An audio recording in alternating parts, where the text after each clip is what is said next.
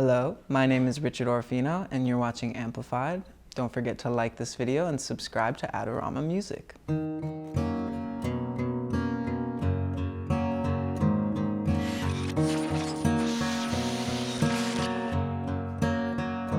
I come from a very musical family on my father's side. Like he was in a bunch of different bands and he's a super talented vocalist and songwriter. When I kind of discovered Arcade Fire, I was like, okay, what is this? Like, it sounds like it was recorded in a basement with like 20 people and I want to make music. Fleet Foxes and Bon Iver and that whole kind of, 2000s indie scene, that just inspired me so drastically to want to create music. When I want to write a song, I sit at a piano. I tend to get really distracted by the production aspect. Like the ultimate test to see if you have a good song is if you can write a song on a piano or just a guitar, and if it holds up like that, I think that's how you really know it's a very strong track. Bushido, see you fight until you fall apart, till you fall apart. That's my favorite part. Fall Apart was a song I wrote during kind of like the heat of quarantine. I was not doing anything I was supposed to do. I had a lot of stuff piled up that was just rotting and not being dealt with. And I kind of was like, I need to write about how I'm not dealing with all this really important junk that will make me feel a lot better once I do it. Very simple things. I better start just dealing with these things that I need to deal with before I completely just crumble. And that's where it came from. What do you mean? Is this what you want to say? As you're turning green, sorry, this is what I want to say. Wanna Say. It's basically a song about how for so long I felt I had to do something a certain way. I had this person in my head that was always like, not good enough, not really, I don't really get it. But the second you kind of tell that person in your head, this is actually what I want to say, like, I don't really care what you think anymore. That was a huge moment for me. I felt like I hold myself back so much when it comes to that stuff. When I recorded it, it felt kind of strummy. At one point I was like, maybe this could be like a Billy Joel thing where it's like do do do do do do do do, and I'm like, nah. How does it feel to feel like you? How does it feel to feel like you? How does it feel? A song about seeing someone you don't know that looks like they're struggling in a sense that you kind of see yourself in them. How Does It Feel is basically a song about wishing you could do something for that person, even though you know that's completely impossible, that they're a stranger, they're someone that does not want to look at you. In the end of it, you kind of realize you're kind of writing about yourself. I feel like that's what it turns into. Biting your nails, saw you with that friend, you had gone pale. We're here today in my local home of Bushwick.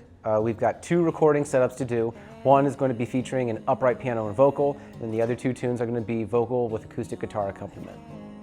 So today is a day that I was really looking forward to, not only to be able to meet and listen to Richard, who's a fantastic musician with some really great songs, but also this upright piano setting is just something that I love to be able to mic and experiment with and just get a really fantastic sound with. On the vocal today, we went with a Shure SM7B. This is a very classic, very popular vocal microphone for pop style music, also rap vocals, things like that. It's a cardioid pickup pattern, but it does have a very great off-axis rejection. It gives you a very flat response, but it has a very punchy dynamic to it. I sort of say that the sonic focus of this microphone is just extremely close, whereas some other cardioid large diaphragm condenser microphones might be a little wider and airier. This gives you that perspective that you are like right in front of that singer's face, or even like right in their mouth as you're hearing them sing. The Shure SM7B comes with 2 filter options. One is a bass roll-off that you can just engage right on the back of the microphone by flipping one of the dip switches. The other is a presence peak that you can enable just with a second dip switch on the back of the microphone. I did roll off the microphone filter on the low end in this case, just to help reject some of that piano. in places where I wouldn't really want any vocal, say below 80 hertz in the first place. All that's going to be junk that I'm just going to filter out in post-production anyway. And here I'd rather preserve all of my headroom possible and roll it off of the microphone. So to mic this upright piano, I went with two different stereo miking solutions. I put the TF5s over top of the piano, aiming at the hammers with the lid open. This gives me a wide stereo field. I put them in an ORTF configuration, which is giving me great phase coherency up top, as well as just a really broad spectrum that's smooth in the middle, as well as on the sides. On the back of the piano, pointing at the soundboard, I went with my Neumann TLM 103s. With these, I went with a spaced pair configuration, in which I did observe my rule of 3-to-1, which is to say that when you're doing a spaced pair for a stereo configuration, a great way to minimize phase cancellations and phase issues between those microphones when you're folding down to mono is to make sure that the distance between the microphones is at least 3 times the distance from any given microphone to the sound source.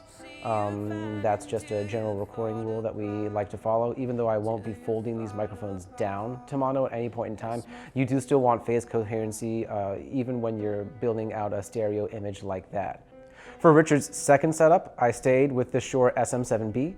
I took one of my Neumann TLM 103s and put it on his guitar, and I also have my Zoom H6 handy recorder set up with a cardioid capsule in a 120-degree pattern to capture some of the room ambiance. I don't expect to be utilizing the room microphones from the Zoom H6 very much, if at all. Say on the first acoustic track that we captured, Wanna Say, I've gained the impression that we do really want that close-up, intimate sound for a song like that. And I think that for the second song we recorded with the acoustic guitar setup, we're actually going to go a little bit further out from a realistic, room sound, and actually prefer something a little wetter with some digital reverbs that we'll dial in and focus on in post-production. I've not been so honest with myself, I lost some of my health.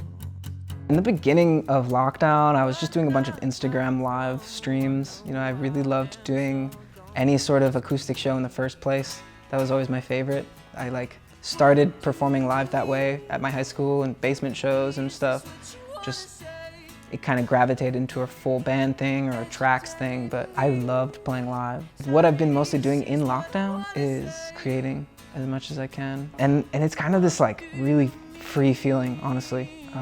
You get to just really do whatever you want without this feeling of performing live and seeing other people live, and it's oh, I want to do that, I want to do that. It's I don't have that inspiration, so I have to find my own now, which is kind of a weird way to think of it, but I think it's a good way to look at it.